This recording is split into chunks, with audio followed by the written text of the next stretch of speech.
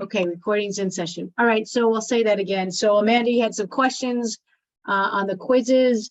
And so let's go over those. And what I'd like for you to do is you have them there in front of you. So if you could read them to all of us, that would be great. And then I do have answers and we can discuss those and help you out with those. Okay, Thank you. sure.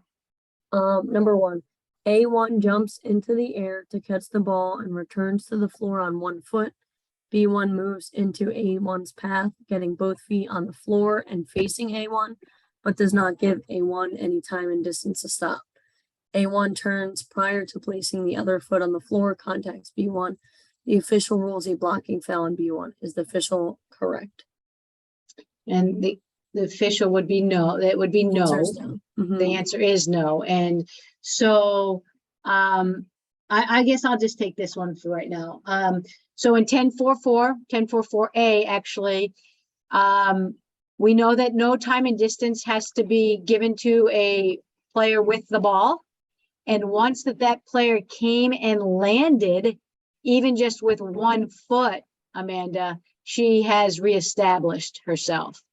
They have reestablished their self. So B1 did not have to give her any time and distance to obtain legal guarding position. And they do that legally. Yeah, the question I had, the reason why I was confused was because, let me see real quick. That one exception that it says about a player airborne, that's what threw me off. Right, the airborne player to But they reestablished. the defender needs to have already obtained legal guarding position prior to the offensive player leaving the air or becoming an airborne shooter, leaving for a shot. So yes, in this situation, it's very thin line, but the airborne shooter comes down, reestablished, and then B1 obtained legal guarding position. Makes sense. Yeah. That's a test question too. Yeah. Yes, it is. With the one question, the 1 foot on the floor, One right? foot, Yeah, it is a question. Yeah. Amanda, were you on today for the NCAA? Yes. Okay, great. So actually there were 3 test questions on there today. Did you pick those up? Yeah, the ones they didn't want to give the answers for, right? Yeah, but that was one, and that was one of them. Yeah. So yeah. The other guys, I didn't realize, well, I was kind of up in the air, but he did state that there has to be a shot clock person and a timer and a clock person and a scorebook person. So there really has to be all 3. Did not realize that. What was the other one? The other one was with the jump ball, you can stop the clock and then go up with the sign. Yeah. Yes. That's new this year. That's new this year. The league can help with out of bounds plays. That's new. What was the third one, Amanda? There's one other one. Or there's one more. I can't remember what it is, but I'll think about it. I might have taken a picture of it. I don't remember. In terms of being new, Sherry, Yes. the only thing that's new is, and they have this at D2 and D3, is when you're going to replay to review a foul and time is involved, you're going by when the foul is occurred versus in the past, we always went when the official signaled. Yes. Yeah. Specifically on plays involving off the wall fouls. Yeah. Yes. Yep. That was definitely one. And there was one more I wanted to say to you guys. I can't remember. And the media timeout. The media timeout runs concurrently with the replay review. Yeah. Yep. Which would makes so much sense. Yes. So that was good. Okay. The only problem we talked about this yesterday at my game, that that mono review, if it takes, and I think it's great too, because so many times we're finished before, But it would be the rare situation towards the end of the game if we didn't have a whistle and we went for an out of bounds or potential, something where the possession would change. You could potentially be in that timeout without knowing who's getting the ball. And if that time expires and we come out and say, whatever, white ball, you do not get additional time. So it could be a lot of doubt. But I mean, I agree with it because oftentimes we're out of it or we're in it for a lengthy period of time. Then we first have to go to media. So Yeah. it kind of gets the players and coaches a little bit antsy. Yeah. But that would be, one of the rare circumstances where you could be in a timeout without knowing half the time they don't even know whose ball anyway. Oh, But right. at a pivotal point in the game. Yeah. It can definitely be. And they don't like to be standing around that long either. I mean, No. so anyway, yeah. Yep. Yeah, there was one more thing. I'll think of it. Okay, read the second one, Amanda. The second one is A5 is holding the ball in the front court and closely guarded by B1. B1 and B2 switch guarding assignments so that A5 remains closely guarded. When the defensive switch occurs, the official starts a new 5-second count. Is the official correct? And the answer was yes. For That starting is news. correct. Mhm. Scott, or I Wait. know the answer to this. Do you guys want to take it? I lost basically everything you said to me. Can you repeat the question again? Yeah, no problem. A5 is holding the ball in the front court and closely guarded by B1. B1 and B2 switch guarding assignments so that A5 remains closely guarded. When the defensive switch occurs, the official starts a new 5-second count. So my interpretation was that when they were switching, they remain closely guarded. So that's what I was confused about. So 9:14.3, Amanda, if you read that. You have your book there? Yeah. Let her read it, guys.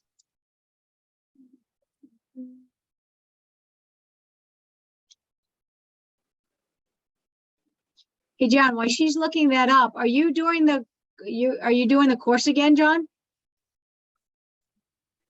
Yeah, you're doing the quizzes and everything? Okay. Okay, great.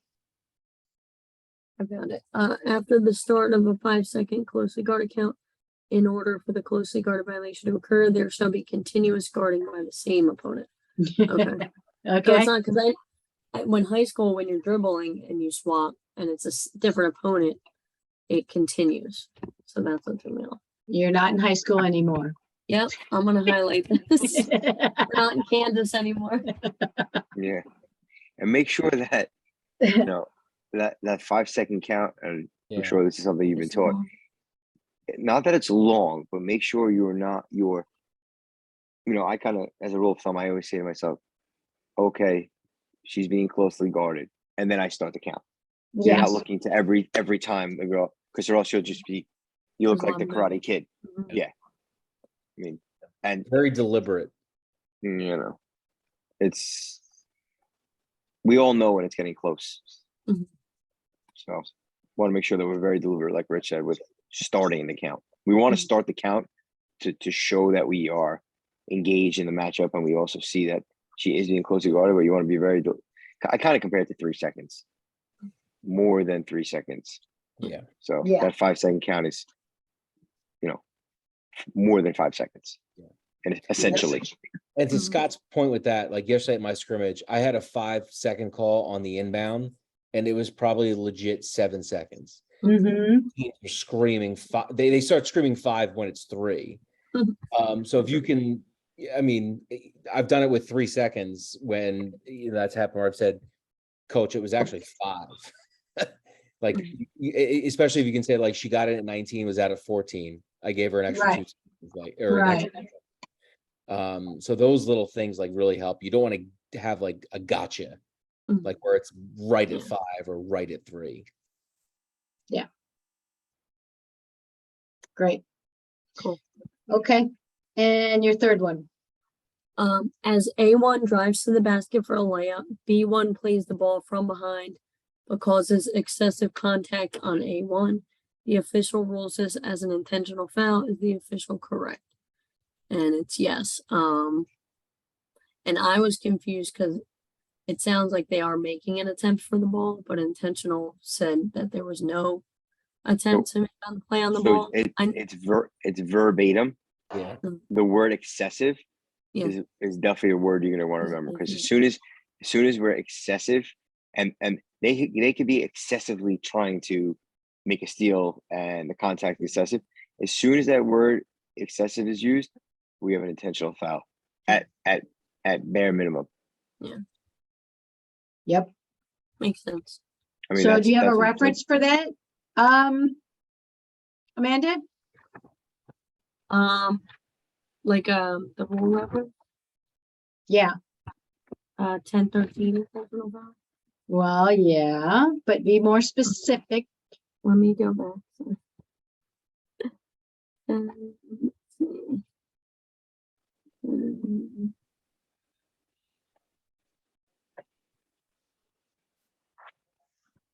12.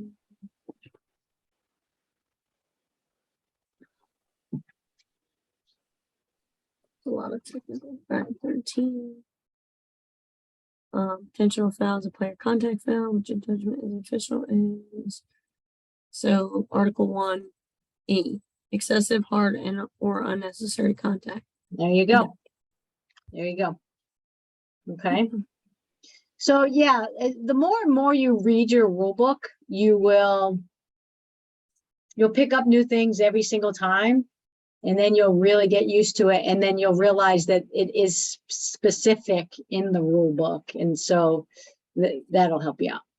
Mhm. But what you're learning right now is the general area of where that rule exists, and as you get further on into your career, you'll learn how to break it down even more.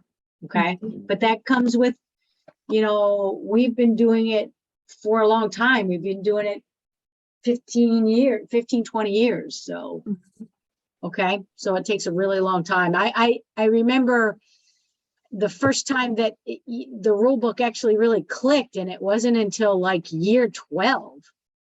And it was like, oh my God, okay, now it really makes sense. But anyway, okay. So good. So we answered those questions. Anything else? No. John, do you have anything, or are you good? You're good? Okay. Okay. All right. So Amanda, we're up to, what quiz was that? That was 8. that was what? The class 8 was It was 8 already? Yeah, 7, 8, 7 and 8. Oh, That wow. was like closely guarded contact, and then the last one was what was it? Point of interruption. Yep, free throws, point of interruption, correctable errors, guarding contact. So, guys, do we want to pull up some closely guarding, or I from have 7 or 8? 7 or yeah. 8? So I'm looking at the course clips, and there's actually one I'll bring up because it was similar to like one of Amanda's questions. Okay, great. So let me pull this one up first. Let me get it in a new window. 1-0 Yankees. Really? How about those Phillies? Yep. How about those Phillies, right? Yeah, Unbelievable. unbelievable. Okay, look, he's glowing. Yeah. You're lucky I showed up tonight now. Oh my God. I thought I was gonna see you in your locker room celebrating with them. I can't blame you, Rich. I'm a Mets fan, so you deserve it. I gotta call my brother. He's Thank you, probably Carrie. out of his mind. I thought Carrie didn't just kick me out of the Zoom right now. But No, you that's earned right. it. You earned it. They're rivals. That's right. yeah. Okay. So this is a good play, similar to what you were talking about, Amanda. One of those rules, except it's off ball, but it kind of speaks to the excessive piece here. So I will. Well, hold on, let me mute it and blow this up a bit. Yeah. There you go. Okay. So the action's gonna happen, I'm gonna be in the C, and the action's gonna happen in kind of the high post area. Right there. I'll play it again.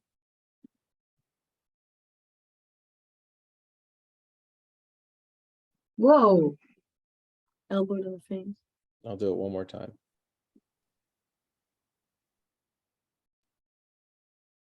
Okay. So that was pretty amazing. Sorry, I don't mean to interrupt you, but that's pretty amazing that you saw that and you were not looking at the ball and defender. yeah, so it's an interesting play. I think partially it's knowing your personnel, but then also trusting my trail that he was still on the ball and knowing that I really had nothing else to look at. And also my lead is in rotation. So I don't know what she's looking at.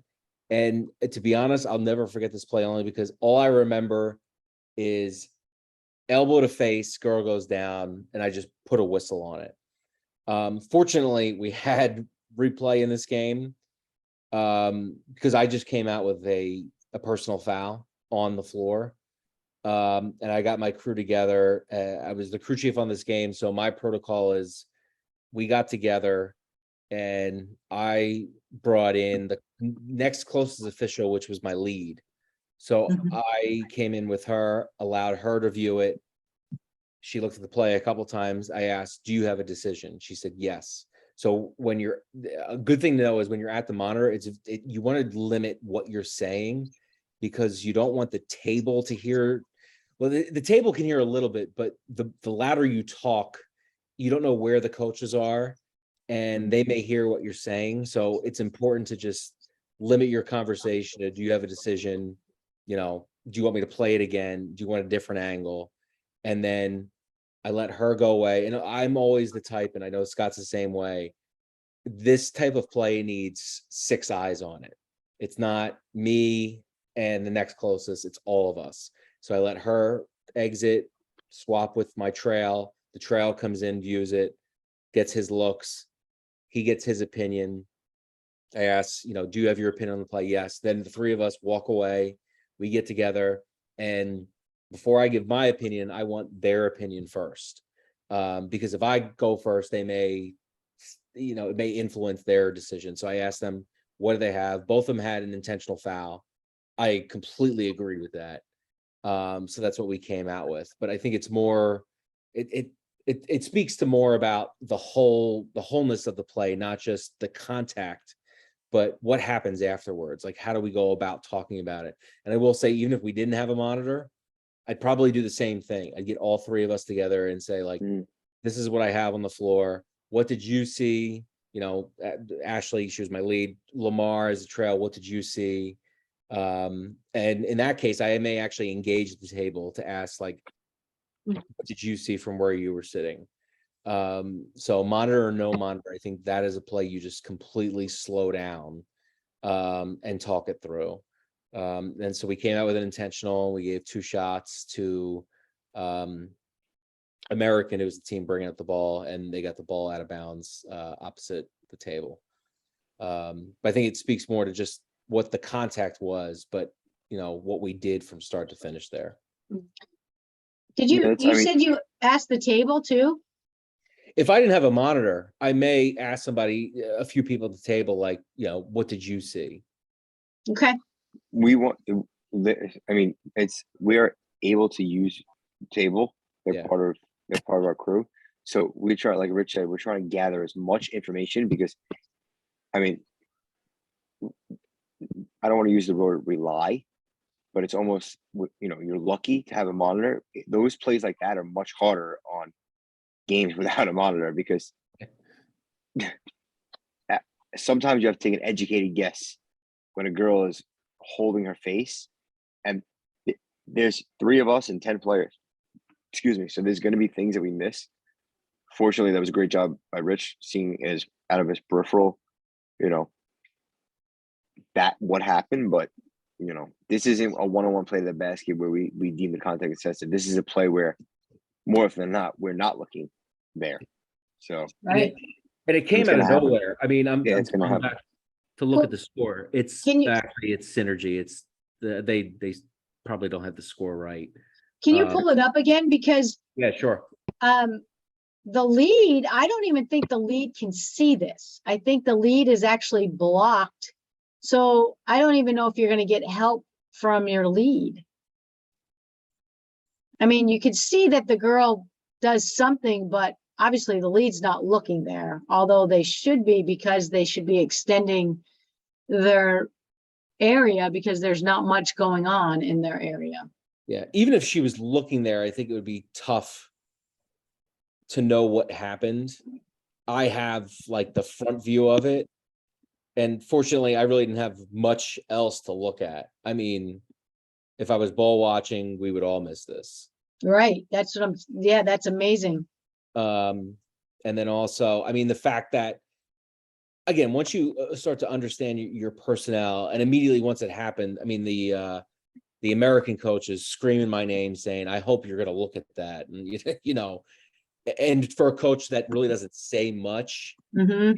it goes, it has like, you know, what's the word I'm looking for? A different meaning in a sense, because she really doesn't speak much. So when she does, it's almost like, okay, maybe there is something more there. Or that we missed, maybe. Yeah. And I was already going, you know, I was telling her to, you know, calm down, don't worry about it. Yeah. Scott, Good call. No, it's a good call, because that's a tough, you know, it's easy to say now when we watch the clip, but that's a tough call, especially the You're not expecting. Yeah. No, not expecting it and where it took place. I mean, anybody can call, you know, a blatant push in the back on a layup, but that was a good call. Yeah. Really good. Good. Good. Do you have any more intentionals, Rich? I don't know if I have any more intentionals. Let me see.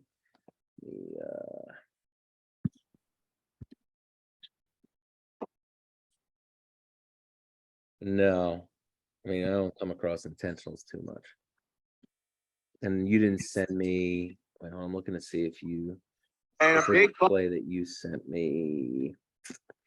Let's see.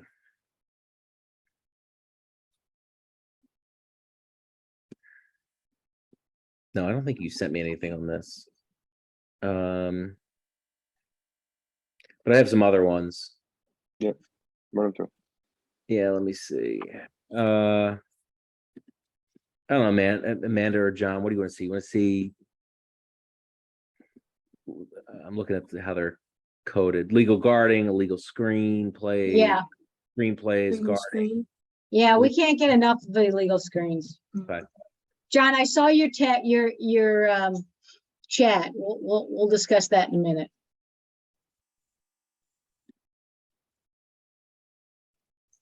Oh, actually, this is Scott's play. All right, perfect. Let's let him do this. Scott, this is the Maris corner. Okay. I just want to put in full view. You see it? So, yeah. Yep. Run through first time. Yeah, Scott on the end line.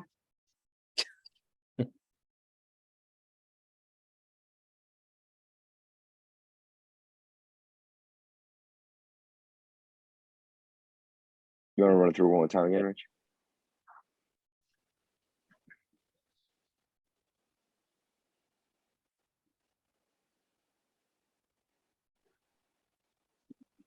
Okay, so basically, Interesting. yeah,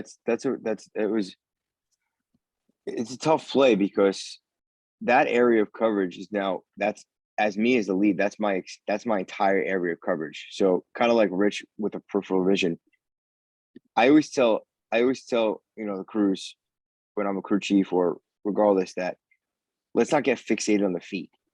Okay, because fortunate enough to have a monitor, but I think we get so fixated on the location of player from 2 to 3 that we miss the action areas. This girl who has the ball now, you know, kind of knowing your personnel, they try to free her open to shoot threes. She's their big scorer. She's their 3-point shooter. So that action area is always in play because she's taking corner threes. They're always screened to shoot. Even though the contact appears very, very subtle, you could see that I think the girl 22 is trying to close out, and she literally can't get there because. And the funny part of this play is 2 doesn't even really set a screen. She kind of just like walks into her path. Yeah. Yeah. So Slides. yeah, my boss was actually watching this game, and she questioned it, and you know, we went back and we sent it, and she agreed, but it wasn't even that she set a screen. You know, when we're picking up players, we look for actions, you know, closely guarded or 2 feet facing the ball handler. It's tough to officiate players who aren't in like an offensive or defensive stance because they think that they can get away with doing things because and she said to me, I wasn't screening her. And I said, you weren't, but you walked into a moving player's path. You displaced a player trying to get to a spot. So I think that we need to do a better job kind of not looking at our peripheral, but kind of seeing where people are trying to go, if that makes any sense. You know, we're all focused on watching the players ball, placing the basket. But I think that when they're getting good at it, they gain advantages. That girl knew exactly what she was doing. She knew she didn't have time to set a screen because remember, she doesn't have the ball. So she has to give her time to stop and or change direction. She gave her none of those things. So even though she wasn't setting a screen, that player still needs to be able to get to where she wants to go. I think it was like a 7-point game at the time. It was a big play. I think, Scott, I mean, that's actually pretty impressive, that call, because I bet you most officials would have called a push on the defense. You run that play again. Yeah. That's what they would have done. And you saw the offensive player after handing the ball off. Does she handle the ball off? Let's see. She passes it. She passes it, comes down, goes around. Oh no, 2 comes over, Yeah, 2 comes passes. over and then moves into, she moves into the path of white 22. But sure. I'm telling you, most people would not pick that up, Scott. That's a great call. If you watch her, she thinks the foul, she's getting the foul on her. Yeah. So does Brian, who's a very, very, very established coach. And I can't remember exactly the conversation, but I think she's saying, she pushed her. And I said, she may have tried to get through, but she did, even if she pushed her, the illegal contact was on Marist. Red. Yeah. Red, right. So yeah, and yes, John, you are correct. Time and distance are a factor in this situation because white 22 did not have the ball. So time and distance is necessary. And there was no time and distance. Right. In fact. Right. But that player needs time to stop and or change direction. Yeah. But I think regardless of that, I think it was an illegal screen. That was amazing. That's a great call. Good mechanics. I get one right once in a while. He needs to do that a lot more. I need to. What? Yeah. Okay. Yeah. Okay. Stop the clock and then. No, I stopped the clock now. Did he? Yes, I stopped the clock. Okay. Stopped and punched. Okay. Why he's bringing something up. So Wednesday, as scheduled to have surgery on your left knee to remove bone spurs that have grown since my left knee replacement. Oh my God. So wait, where did the bone spurs grow if you had a knee replacement? Unmute yourself. Yeah. Filled up, and when I bled or bleeding or whatever it was, the calcium deposits were created, and then it created into a bone. It's very rare it ever happens. Sure is very rare. Causes some grinding and crunching by the kneecap area and stuff. So is it off the kneecap? Because there is no bone on the total knee replacement? Say that again, John. I can't hear you. Coming off the kneecap. Okay. Well, that's interesting though, because sometimes they put a button in behind the kneecap so is it on the front of the kneecap? Yeah. Yes?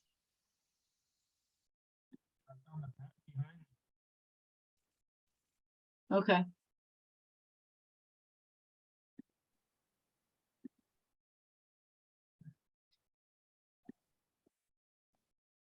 Okay.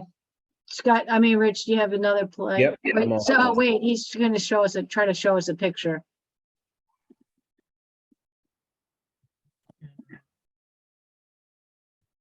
Yeah. You see it. Oh, I see it. Yeah. Oh, on the top of it. Yep. Okay. So yeah, so it's probably grinding on your patella tendon. Yes. Yeah. Okay. Yeah. You're impressed. I know so much, correct? I said, you're impressed. I know so much, correct? Huh? Can't hear him. Yeah, I I hope can't your hear. I hope your surgery goes better than your microphone. Yeah. Can't hear you. I heard there was some kind of Zoom software update and people are having problems with their audio. Okay.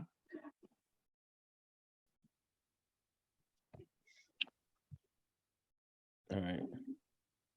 Okay. What's this? Jerry, you see my screen? Yeah. This play was, I don't know if it was used by for the NCAA video. I forget. I know one of these plays were from this game. It Might was. I be. think it was. This I think it one? was this one. Yeah. So this play is going to happen on the bench side block here in the post. I'm the trail. The call comes from the lead and the C here. So I'll play this through. But there's a lot here. Whoa.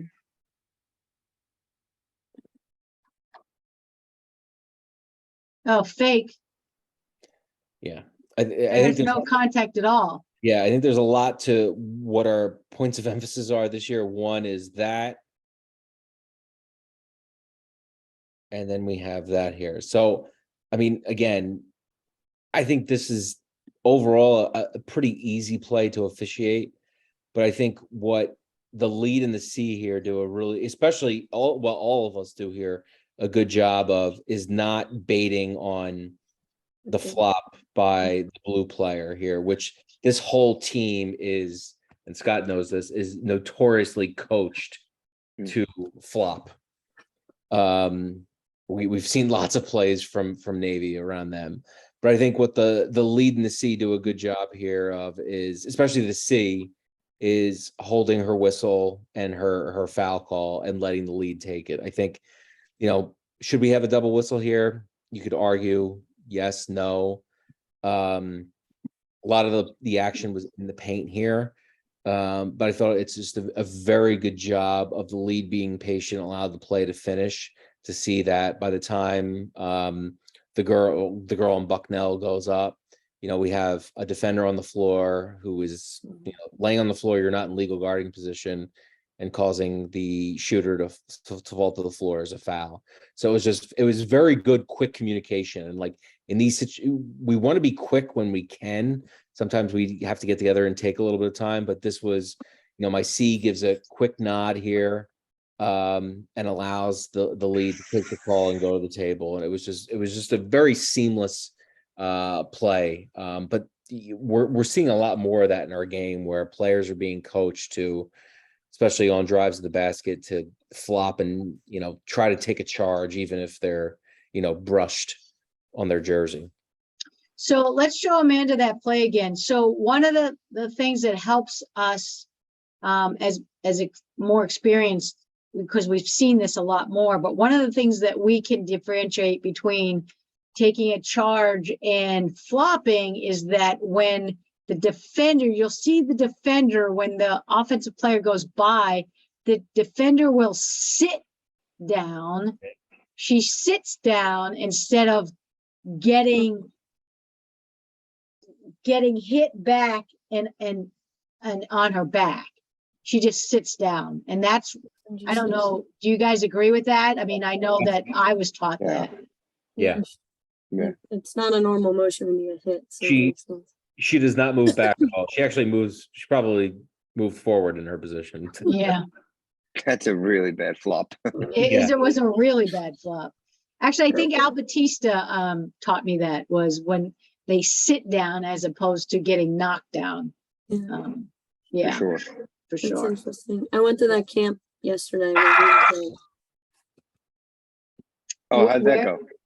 It was good. It was Jack Baum had a camp at Montgomery High School. And Brian O'Connell was there as an observer with Al, and I learned a lot from Al. He was wealth of knowledge. Did you tell him you were taking the Wcboo U class? Yeah. And you're a big fan of the Wcboo U staff? Yeah, I told him, I'm like, oh, I saw you on the in series, too. And he's like, you never really know like what he's thinking sometimes. Like, oh, that's awesome, and he was happy that I knew because he was talking to there were some guys on the men's side and just high school, and he was asking like who has the last second shot, and we answered, and he looked at me, he's like, what about for the women's? I'm like, the state always has it. And he was Good happy that I answer. knew that. So yeah. Good. That's Mhm. awesome. That's awesome. All right, looks like we lost Carrie. Al's great. Yeah, Al's got, awesome. he knows so much. It's He unbelievable. shows you a different perspective for things. Oh, for yeah. sure. Oh yeah, for sure. But he's out there. I mean, his mind works so quickly, and just he has all these drills, and I don't know. I just Demonstration. We were doing demonstrations out in the hallway. Was he really? Yeah, screen line defender, and when they're shooting, you're looking for the contact here, and you're looking at the defender when the defender's going at, He's the best. the offensive player. He knows so much. Yeah. Mhm. He knows so much about reffing. It's amazing that he knows about anything else. I don't know if he does. No, I'm just kidding. I'm kidding. I'm kidding. All right, good. All right, we have anything else? Yeah, Sherry, Let's do this one more is play. 7 and 8, right? Yeah. So this is, it's crazy to show this, but in my opinion, a lot of officials do not call this Okay. for a variety of reasons, but it is a free throw. Oh my lord! What I know this play. I know this play. It's a free throw situation. I know John's used this play a million times in his stuff. I don't know time and score. This is just from synergy here, but we have the visiting team at the free throw line. I'm in the trail. I think it's just when the ball is the ball is dead, it's going to come alive, but knowing the things we have to do during these scenarios. So I'm just going to play it through.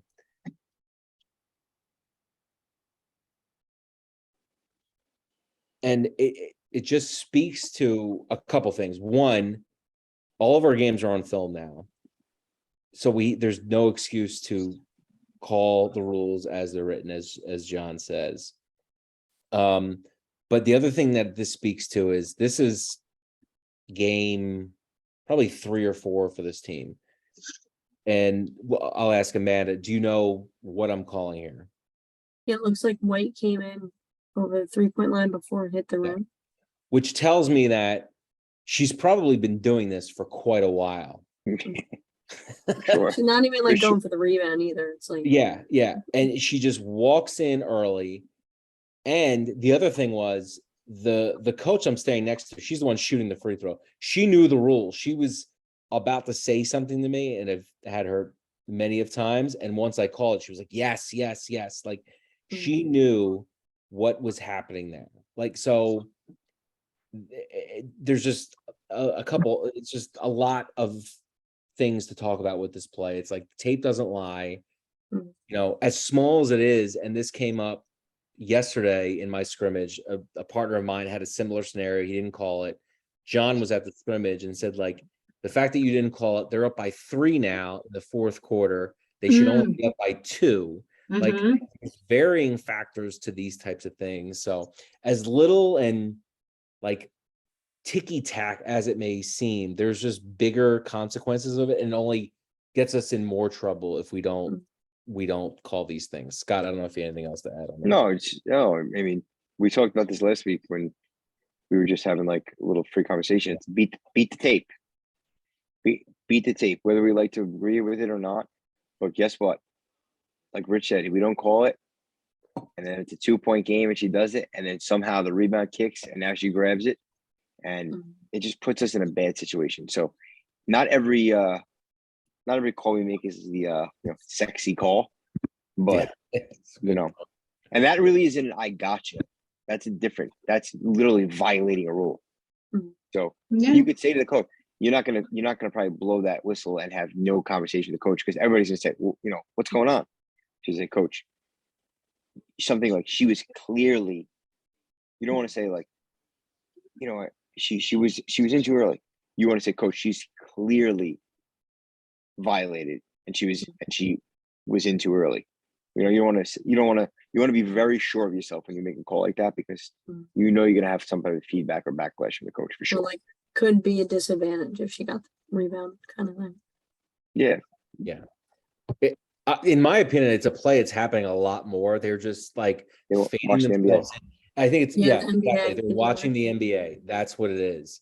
And officials, we just tend to take free throws as like breaks. And the time that's going to hurt us is when it hits the back of the rim and bounces all the way out to that player. And then she hits 3. Yeah. That's a good play. That's a really good play. Yeah.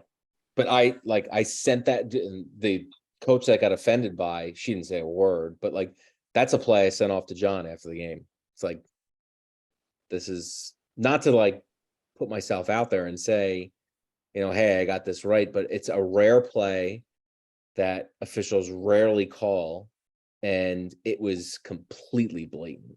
Yeah. You're right, John. Pregame it. Talk about things like that. We're not at a pregame. Early in the year, we might probably.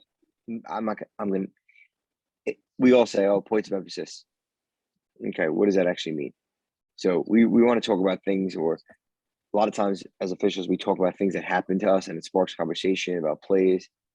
I personally feel that's more effective in a pregame, as opposed to where we're going to stand as the center and the trail and the lead. We probably, most of us know that already. If we're working with a really, really, really rookie official and they have questions, then that sparks conversation. But little like nuances in the game is what kind of we should be talking about. Well, Penny said that today. She's like, in your pre-games, bring clips, show some clips. This is what happened in my game last week, or this is what happened. What do you guys think about this? And exactly what you're saying, Scott, instead of exactly what you're saying, we're all NCAA officials. Now, if it's me, you, and Rich on a game, our pregame is not going to be as detailed as what you just said. We're going to stay here. We're going to stay here. My responsibility, if it's coming down the lane, it's the leads. But we're not going to really do that. We're going to talk about more other things. But if we have Amanda on the game, we might be more detail oriented so that she can learn. Because I remember when I was a rook, ungodly so many years ago, I could not wait. One of the best pre-games I ever had was, and you guys know him, do you remember Brian Callahan? I mean, he was amazing, and I learned so much, and he'd been doing this stuff for 20, 25 years, and he still came in and he knew that I was pretty much a rookie, and the pre-game was amazing, and I really learned a lot. But I'm sure if he's with 3 of his, longtime, friends, they're not going to do it the same way. So Amanda, and ask to do it if you don't understand. And just to kind of piggyback off that, it's also the time of the year, and a lot of times you're going to talk about player personnel, problem children, stuff that can get us, stuff that can't burn us that night. It's a grind. So we want to talk about things that are pertinent to really that game per se. But like Sherry said, yes, you definitely want to. Your pregame is not always going to be the same depending on who you're working with. Yeah. Anybody says it's always the same is It's not. just being dishonest. Yeah. It changes from person to person. Like for me, like to what Scott was saying, I start my pre-games around personnel, coaches, players, even the table. And not just what I know, but what I don't know. And I ask my partners, have you had these teams? Like, you need to know like what you're going into. And if you have a coach, because there's a lot of times when you go into a game where a coach can be like super excited, but it's not towards us, it's towards the players. So you need to like prep the rest of your crew for that. But also if you're the crew chief, you need to know that going into it as well. So you're not like, whoa, who is this guy? So it's important to like, you know, understand that you're not going to know every coach, every I mean, knowing what tables are good, what tables are bad. We know. What, like I had an example, I think it was last year. And we didn't, the crew didn't realize this because none of us had the rematch, but we had a game, Holy Cross and Colgate, and we had double technicals in the game. And towards the end of the game, I'm talking to the Holy Cross head coach. She's like, this is a rematch rivalry. And I'm like, what are you talking about? She said, oh, well, my player, we swept them last year, and my, star player after the game did like a broom sweeping motion off the court. And this is the first time we're playing them since. She's like, she's an idiot for doing that. And those top two players got double technicals that night. That's something I would have wanted to know going into it. We just didn't have that knowledge. Didn't you say like, why is this so intense right now? Yeah. I was like, what's going on? Did you ask her or did you ask your partners? No, I asked we're now at like under a minute. I'm next to the coach that's about to win. And she's like, this was an intense game. And I'm like, yeah, why was it so intense? Oh, okay. We didn't know. We look at the box scores of previous games, but maybe we didn't go as far enough to contacting the last crew. Well, sometimes you don't even know who the last crew is. They don't put it on the box score, but Right. that was one where we kind of went in blind and had double text out of nowhere of teams we weren't expecting it from, and Wow. players we weren't expecting it from. Wow. That's crazy. So yeah, it's kind of, you have those. Yep. Gather whatever information you can. Yeah. Absolutely. Whatever can help. Absolutely. Okay. Anything else? Amanda, when do you go next again? I have a scrimmage this Saturday, the 29th at Union County versus Cheney. Okay. Women's. Nice. At like 1:00 was my first scrimmage, and then I think I have one on the 5th, maybe after that. Awesome. Yeah. Awesome. Who are your partners?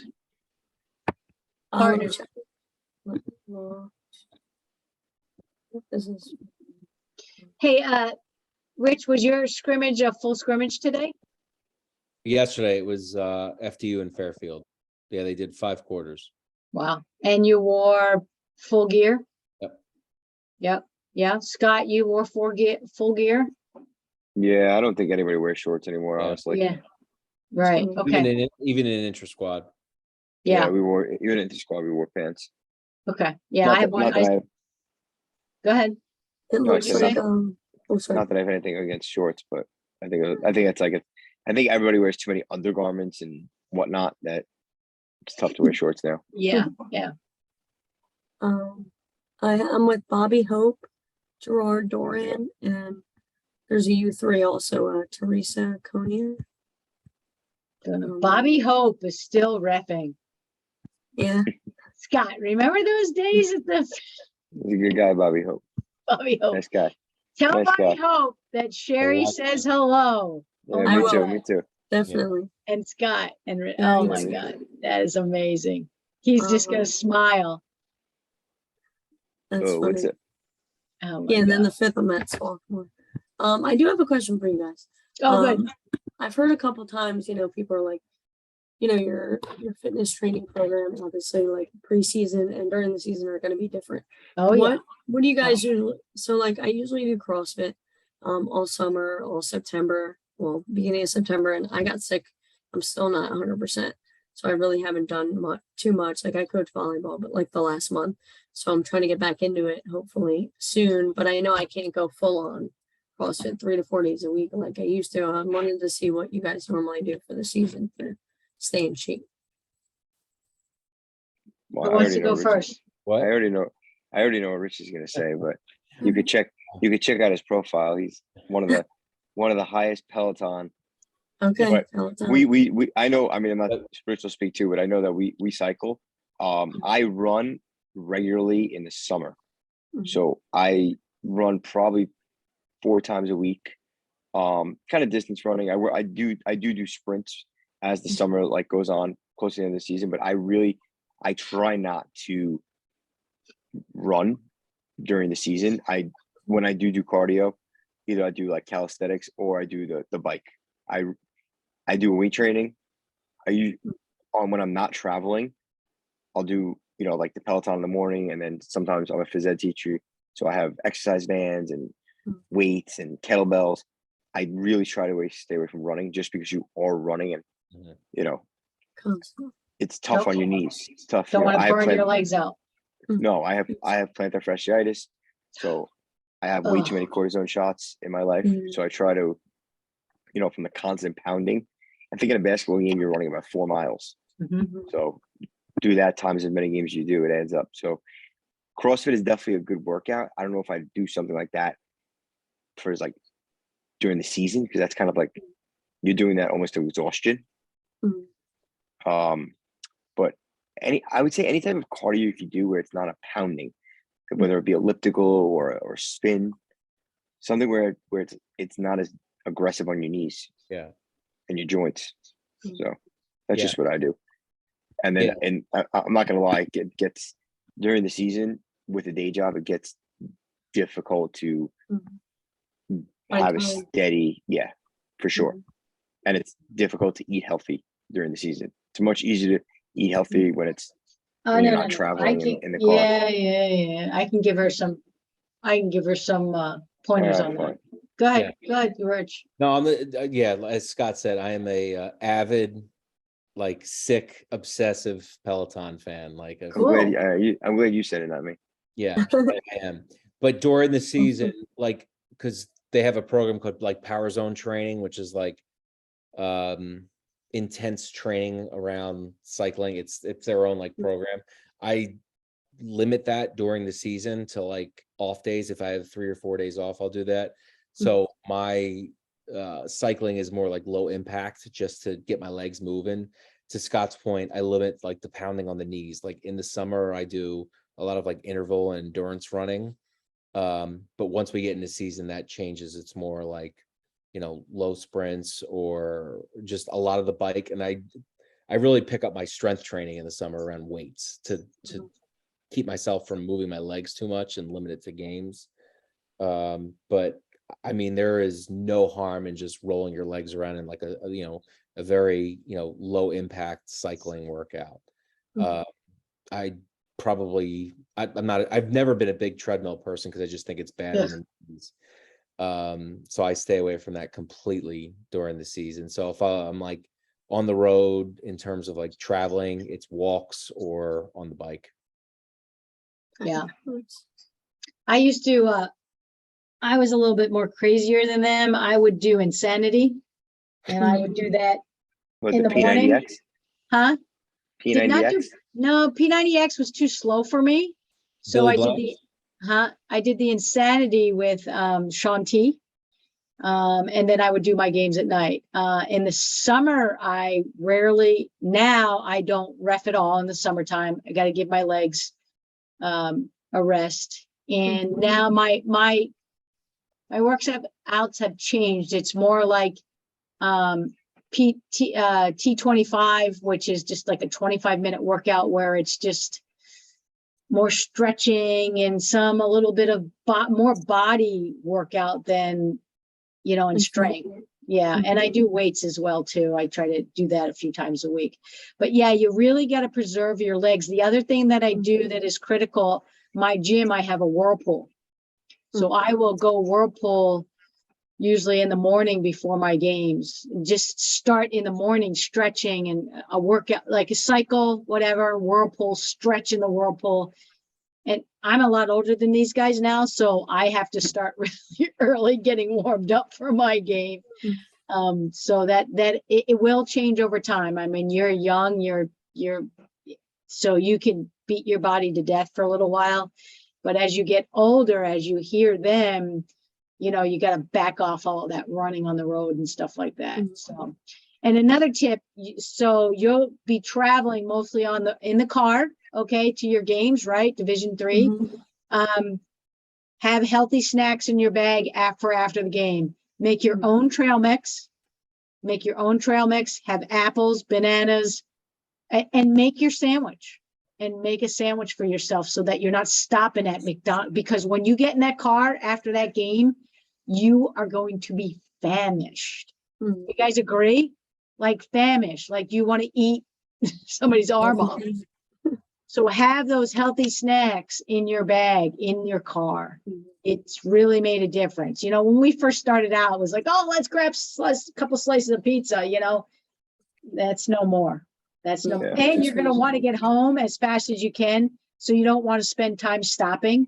Mhm. So just have a sandwich made in your car or whatever, Mhm. and healthy snacks. Yeah, I usually always have, you know, because I used to have issues where if I didn't eat, I eat a lot, like my metabolism quick, Mhm. and if I don't eat like right before a game, like a little snack, I'll get low blood sugar, Mhm. and then I like, get shaky, and I'm like, so I Yeah. always have like different stuff, but I'm always having like protein shakes or like over the weekend like protein cookies or like Yep. bananas, like you said, Yep. granola. Like Yep. I try to have as much healthy stuff on me because you Yep. can like fall into that bad Yeah, I habit. mean, there'd be plenty of times in our pregame, you know, we would be having a bar and a drink, and I would do my Spark and you know, sometimes guys eat at halftime, and it's like, what do you do? Mhm. But some guys just need to eat all the time. So, Yeah, and the but worst you thing to need- do is to go out on the court and be hungry.